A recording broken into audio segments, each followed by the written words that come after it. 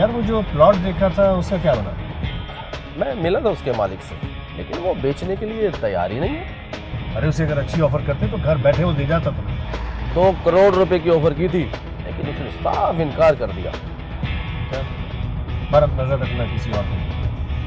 अगर आप कहें तो इलाके का मैप हासिल कर लो। फिलहाल ठीक है।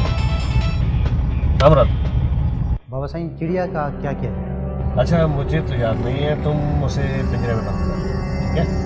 जी बाबा साईं, बिल्कुल बिल्कुल।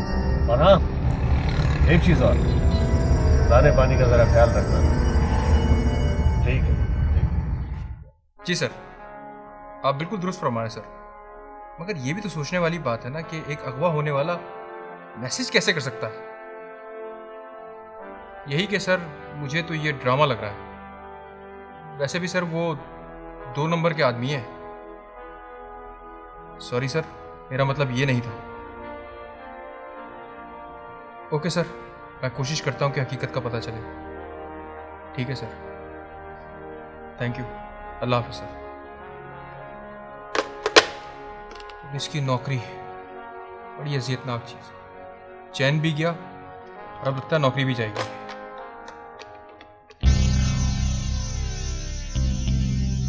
इसीलिए कहता हूँ कि काम सिर्फ एक ही बार कहा करो। बार बार कहते हो पर मुझे गुस्सा आ जाता है, तुम समझते नहीं हो। आप भले जितने भी गुस्से हों, लेकिन हम आपकी दिल से कदर करते हैं। वो क्या नाम उस मिनिस्टर का, वो जो लंबा भी है, वो बाल भी सर पे कम है, क्या नाम है? वो जफर मुराद की बात तो नहीं कर रहे आप? हाँ हाँ, वही वली कामरान की बहन की शादी में शिरकत करना है, तो वो 2-3 फ़ोन कर चुका है।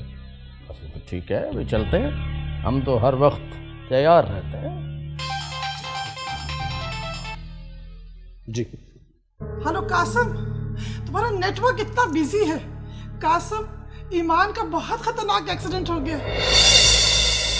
जी, एक्सीडेंट? लेकिन अमान, तबीयत कैसी है उसकी? Qasim, she is very serious. तुम बस बगैर देर के प्लीज जल्दी से पहुंचो हेल्थ केयर हॉस्पिटल। ठीक है, मैं पहुंच रहा हूँ। हाँ हाँ कासिम, प्लीज पहुंचो, मैं बहुत परेशान हूँ। ठीक है। नवाब साहब, खैरियत तो है? यार वो बेगम साहिबा का एक्सीडेंट हो गया और वो हॉस्पिटल में। ठीक है, मैं अभी गाड़ी निकलवाता हूँ। गाड़ी